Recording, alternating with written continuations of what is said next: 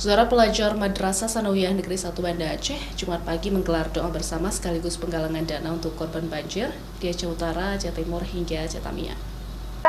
Doa bersama sekaligus penggalangan dana dilakukan oleh pelajar Madrasah Sanawiyah Negeri 1 Banda Aceh di halaman sekolah. Penggalangan dana dan penyaluran dilakukan bersama ACT Aceh. Selain para pelajar, Dewan Guru juga ikut mengumpulkan bantuan untuk para korban banjir.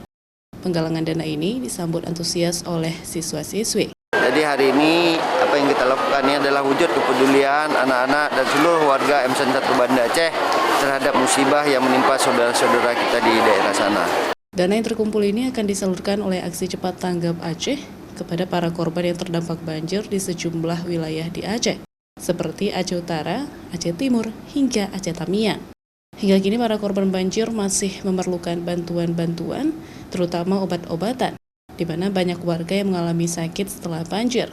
Mereka ada di beberapa titik pengungsian lagi. Yang paling mereka butuhkan memang pertama itu dalam bentuk sembako atau kita buat dapur umum, kemudian juga pelayanan kesehatan. Karena akibat banjir itu banyak saudara kita di sana itu yang terjangkit penyakit kulit, ya kan? Itu yang membuat saudara kita itu yang harus mendapatkan perawatan.